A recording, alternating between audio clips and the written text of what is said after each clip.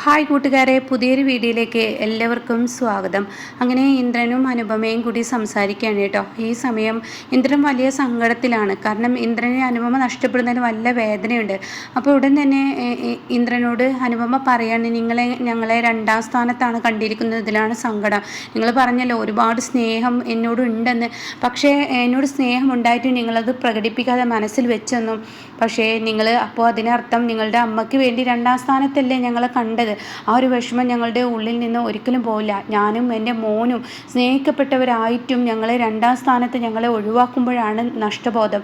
കാരണം ഞങ്ങളിൽ നിന്ന് എന്തെങ്കിലും തെറ്റുണ്ടായിട്ടോ ഇന്ദ്രനിൽ നിന്ന് എന്തെങ്കിലും തെറ്റുണ്ടായിട്ടോ നമ്മൾ ബന്ധം വേർപ്പെടുന്നതിൽ എനിക്ക് വളരെ സന്തോഷമേ ഉണ്ടായിരുന്നുള്ളൂ. പക്ഷേ ഇതല്ല. എന്നെ കല്യാണം കഴിച്ച് കൊണ്ടുവന്നിട്ടും ഇന്ദ്രേട്ടൻ അമ്മയ്ക്ക് വേണ്ടിയാണല്ലോ ഇപ്പം എന്നെ ഒഴിവാക്കുന്നതെന്നൊക്കെ ചോദിക്കുമ്പോൾ, അനു നീ എന്താ ഈ പറഞ്ഞു വരുന്നത്? അതെ, കോടതി വിധി എന്തായാലും നമ്മളെ രണ്ടുപേരും സമ്മതം നൽകുന്നത് കൊണ്ട് തന്നെ കോടതി ഒരു വിധി പ്രഖ്യാപിക്കും. നമുക്കിന്ന് ഡിവേഴ്സ് കോടതി തരും. എന്നാൽ ഇന്ദ്രേട്ടൻ മനസ്സറിഞ്ഞിട്ടല്ലല്ലോ എന്നെ ഒഴിവാക്കുന്നത്. അത് കേൾക്കുന്ന അനുപമയോട് ഇന്ദ്രൻ പറയാം, അല്ല അനു, നീയും മോനും എൻ്റെ ജീവിതത്തിൽ നിന്ന് ഇന്ന് പോവുകയാണെന്ന് ആലോചിക്കുമ്പോൾ തന്നെ എനിക്ക് സഹിക്കാൻ കഴിയുന്നില്ല. എന്നാൽ ഇന്ദ്രേട്ടനാണെങ്കിലോ ഞങ്ങളെ നോക്കാൻ പറ്റുമെന്ന് ചോദിക്കുമ്പോൾ, തീർച്ചയായും കോടതി വിധി പ്രകാരം കോടതി വിധി അല്ലാതെ നീ എൻ്റെ കൂടെ നിൽക്കാൻ തയ്യാറാണെങ്കിൽ തീർച്ചയായും ഞാൻ നിന്നെ നോക്കുമെന്ന് പറയുന്നു കേട്ടോ. പിന്നീടാണെങ്കിലോ ഇവിടെ കോടതിയിൽ അനുപമയെയും ഇന്ദ്രനെയും വിളിച്ചും കൊണ്ടിരിക്കുകയാണ്. ആ സമയം അവർ ഹാജരാവുന്നില്ല. അപ്പോഴേക്കും അനുപമയുടെ വക്കീൽ വന്നിട്ട് പുറത്ത് പറയുകയാണ്, അതെ ഈ അനുപമ എന്ന് പറയുന്ന ഇന്ദ്രൻ എന്ന് പറയുന്ന ആളെവിടെയെന്ന് രണ്ടുപേരും വക്കീലുമാർ ചോദിക്കുന്നുണ്ട് കേട്ടോ. അപ്പോഴൊന്നും അവിടെ ആളെ കാണുന്നില്ല. ഈ സമയം സുശീല ആ വഴി വരികയാണ്. അപ്പോൾ സുശീല ഈ ഒരു വിളി ഇങ്ങനെ കേൾക്കുകയാണ്, അനുപമ ഇന്ദ്രൻ എന്നുള്ളത് ഇങ്ങനെ വിളിക്കുകയാണ്. അപ്പോൾ ഇന്ദ്രൻ്റെ വക്കീലിനെയും കാണാണ്, അതേപോലെ തന്നെ അനുപമയുടെ വക്കീലിനെയും കാണാണ്. അപ്പോൾ അനുപമയുടെ വക്കീൽ പറയാണ്, എവിടെ നിങ്ങളുടെ മരുമകളായ അനുപമ? അവരെ എത്ര നേരമായി വെയിറ്റ് ചെയ്യുന്നു, അവരിതുവരെ എത്തിയിട്ടില്ല. ഇനി കോടതി അവർക്ക് വേണ്ടി വെയിറ്റ് ചെയ്യില്ല എന്ന് പറയട്ടെ. അത് കേൾക്കുന്ന, അയ്യോ അവരിതുവരെ എത്തിയില്ലേ? ഇല്ല, അവരിതുവരെ എത്തിയില്ല. എന്നാൽ ഞാൻ ക്യാൻറ്റീനിൽ പോയി വിളിച്ചു കൊണ്ടുവരാം. അതിനൊന്നും സമയം ഉണ്ടാവുമെന്ന് തോന്നുന്നില്ല. കോടതി വിളിക്കുന്ന സമയത്ത് അവരെത്തിയില്ല എങ്കിൽ ഇനി 6 മാസം കഴിഞ്ഞിട്ടാണ് അവരുടെ വിധി കോടതി പറയുള്ളൂ എന്ന് പറയട്ടെ. ഇത് കേൾക്കുന്ന സുശീൽ അവൻ്റെ ഒരു കൊഞ്ചിക്കൊഴിയുന്നൊരു നേരം അവന് ഓരോ കാട്ടിക്കൂട്ടലുകൾ ഇത് ഇവിടെ വെച്ച് തീർക്കണം. ഇന്നത്തോടു കൂടി അവളുമായി ഇന്ന് പിരിയല്ലോ എന്നുള്ള സന്തോഷത്തിലാണ് ഞാൻ ഈ കോടതിയിലോട്ട് വന്നത്. എന്നാൽ കാണിക്കുന്നത് എന്താ എന്ന് പറഞ്ഞിട്ട് ദേഷ്യത്തോടു കൂടി ആ ഒരു റെസ്റ്റോറൻറ്റിലോട്ട് കയറി ചെല്ലാണ് കേട്ടോ. അപ്പോൾ ഈ സമയം അവിടെ എവിടെ ഇവൻ എന്ന് പറഞ്ഞിട്ടാണ് സുശീൽ ഓടിച്ചെല്ലുന്നത്. എവിടെ അനുപമ, എവിടെ ഇന്ദ്രൻ? ഇന്ദ്ര എന്ന് പറഞ്ഞിട്ട് അവിടോട്ട് ഓടിച്ചെല്ലുമ്പോൾ ആ സീറ്റിൽ ഇന്ദ്രനെയും അനുപമയും കാണുന്നില്ല കേട്ടോ. അപ്പോൾ ഉടൻ തന്നെ അവിടെ നിൽക്കുന്ന സപ്ലൈ ബോയോട് ചോദിക്കുകയാണ്, എവിടെ ഇന്ദ്രൻ, എവിടെ അനുപമ എന്ന് ചോദിക്കുന്നുണ്ട്. ആ സമയം, അയ്യോ അവർ ഇവിടെ നിന്ന് ഭക്ഷണം കഴിച്ചിട്ട് ഒരുപാട് നേരമായാലും പോയി എന്ന് പറയണം കേട്ടോ. അപ്പോഴേക്കും ഇവരെങ്ങോട്ടാണ് പോയി എന്നറിയാൻ വേണ്ടി സുശീല മുകളിലോട്ടും 4 പുറവും ആ കോടതി പറമ്പ് മൊത്തം അവരെ തിരഞ്ഞിട്ടും കാണുന്നില്ല കേട്ടോ. അതോടുകൂടി വക്കീൽ പുറത്ത് വരികയാണ്. വക്കീൽ പറയണ, കോടതിയുടെ സമയം അവസാനിച്ചിരിക്കുന്നു. അവരുടെ 5ാമത്തെ വാദമായിരുന്നു. പക്ഷേ അത് ആ സമയത്ത് എത്താത്തത് കൊണ്ട് തന്നെ ഇനി അവരുടെ കേസ് വിളിക്കുന്ന 6 മാസം കഴിഞ്ഞിട്ടായിരിക്കുമെന്ന് പറയും കേട്ടോ. ഇതങ്ങ് കേൾക്കുന്നതിനോടുകൂടി സുശീല നെഞ്ചത്തടിക്കണം. അയ്യോ ഈശ്വര, എൻ്റെ മകനെയും കൊണ്ട് അവൾ ഒളിച്ചോടിയേ, ആ മൂദേവിയെ ഞാൻ വെറുതെ വിടില്ലേ എന്നൊക്കെ പറഞ്ഞിട്ട് സുശീല തൻ്റെ വീട്ടിലോട്ട് ചെല്ലാണ് കേട്ടോ. അങ്ങനെ ഈ സമയം സത്യനും അതുപോലെ തന്നെ ശ്യാമിനൊക്കെ നല്ല സങ്കടമുണ്ട്. അപ്പോൾ ശ്യാമ് പറയണേ, ഈ ഇന്ദ്രേട്ടൻ എന്തിനു വേണ്ടിയാണ് അനുചേച്ചിയെ ഇങ്ങനെ വിട്ടുകൊടുക്കുന്നത്? ഇന്ദ്രേട്ടൻ നല്ല സ്നേഹമുണ്ട് അനുചേച്ചിയോട്. പക്ഷേ അത് പ്രകടിപ്പിക്കാത്തത് എന്താണ്? സ്വന്തം കുഞ്ഞല്ലേ ഇതിൽ ബലിയേടാവുന്ന. ആ കുഞ്ഞിന് അച്ഛനില്ലാതായി പോവില്ലേ? അമ്മയ്ക്ക് വേണ്ടി പലതും ത്യജിച്ചും സഹിച്ചും ഇന്ദ്രേട്ടൻ പലതും ചെയ്തിട്ടും ഈ അമ്മ മനസ്സിലാക്കുന്നില്ലെങ്കിൽ ഇന്ദ്രേട്ടൻ ആ കുഞ്ഞിനെ പോലും മറന്നല്ലോ. അതൊക്കെയാണ് എൻ്റെ സങ്കടം. അപ്പോൾ സത്യം പറയണേ, ഇന്ദ്രേട്ടൻ എന്തൊക്കെയോ മനസ്സിൽ കണ്ടിട്ടുണ്ട്. എനിക്ക് തോന്നുന്നില്ല ഇന്ദ്രേട്ടന് ഒരു മാറ്റം ഉണ്ടായിട്ടുണ്ട്, അത് എനിക്ക് ഉറപ്പാണെന്ന് പറയണം കേട്ടോ. ഇതേ സമയം സോന അങ്ങോട്ടേക്ക് വരികയാണ്. അപ്പോൾ സോന വന്നിട്ട് പറയുകയാണ്, ഇന്ദ്രേട്ടന് ഒരു മാറ്റവും ഇല്ല. ഇന്ദ്രേട്ടൻ ഇന്ന് അമ്മയുടെ മുഖത്തടിച്ച് പറഞ്ഞു, എന്തായാലും നിങ്ങൾക്കിപ്പോൾ അവളെ ഡിവേഴ്സ് ചെയ്യലേ വേണ്ടത്.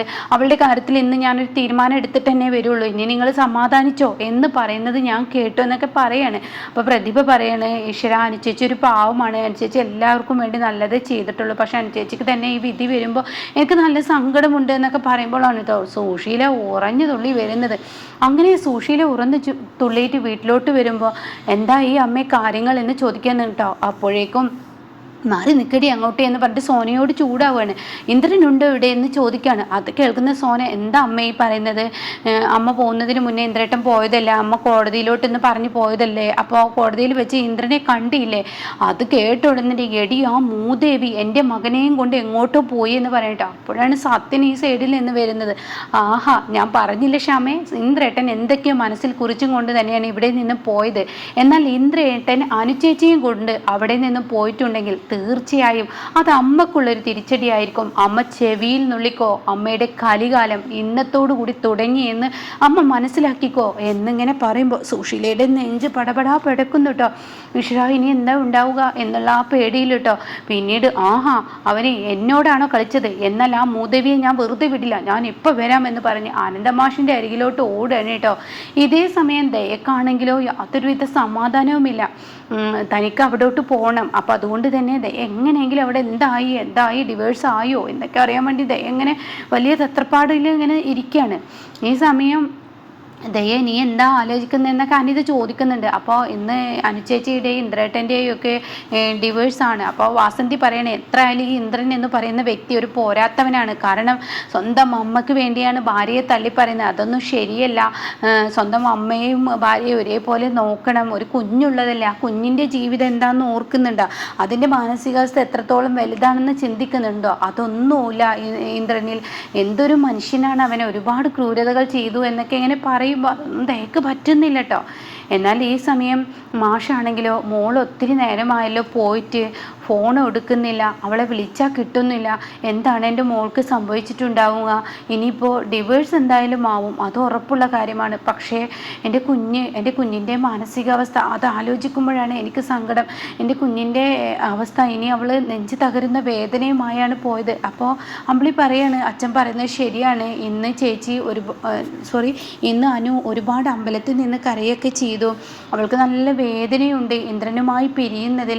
അപ്പോൾ ഉടൻ തന്നെ മാഷ് പറയണേ, ഇന്ദ്രൻ സ്നേഹമില്ലാത്തവനല്ല, അവൻ്റെ ഭാര്യയും കുഞ്ഞൊക്കെ ഇഷ്ടമാണ്, പക്ഷെ അവന് പലതും മറക്കുന്നു. ആ ഭാര്യ മകൻ എന്നുള്ള ആ പദവിയൊക്കെ മറന്ന് സ്വന്തം അമ്മയ്ക്ക് വേണ്ടി ഭാര്യയും മകനെയും ഉപേക്ഷിക്കുമ്പോൾ ഏതൊരു പെണ്ണിനും വിഷമം തന്നെയാണ്. കാരണം മാനസികമായി ഭാര്യയെ ബുദ്ധിമുട്ടിച്ചോ അല്ലെങ്കിൽ ഭാര്യ ഭർത്താവിനെ ബുദ്ധിമുട്ടിച്ചൊക്കെ പിരിയുകയാണെങ്കിൽ അതിലൊരു അർത്ഥമുണ്ട്. പക്ഷേ അമ്മയ്ക്ക് വേണ്ടി ഈ ഭാര്യയെ ഉപേക്ഷിക്കുക എന്നൊക്കെ പറയുന്നത് അവന് അത്ര പോരാത്തവനായിട്ടല്ലേ?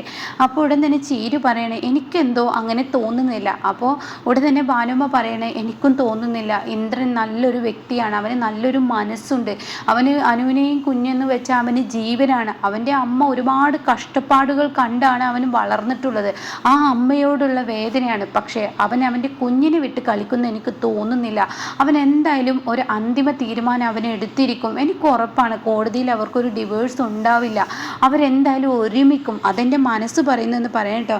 ഇതേ സമയം സത്യനാണെങ്കിലോ ശ്യാമിനോട് പറയാം, ശ്യാമ ഇപ്പം എന്തായി? ഞാൻ പറഞ്ഞില്ലേ ഇന്ദ്രേട്ടൻ എന്തൊക്കെയോ മനസ്സിൽ കുറിച്ചാണ് ഇവിടെ നിന്ന് പോയതെന്ന്. ഇപ്പോൾ എന്തായി? ഞാൻ പറഞ്ഞത് തന്നെ സംഭവിച്ചില്ലേ?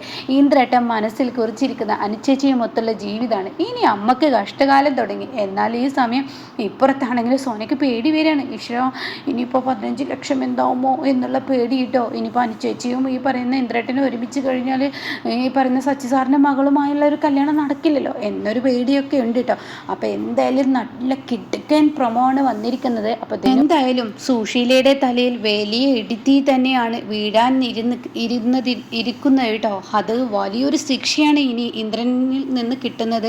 അപ്പോൾ പുതിയ ഇന്ദ്രനായിട്ടാണ് ഇനി സുശീലയുടെ മുന്നിലോട്ട് ഇനി വരുന്നത് കേട്ടോ.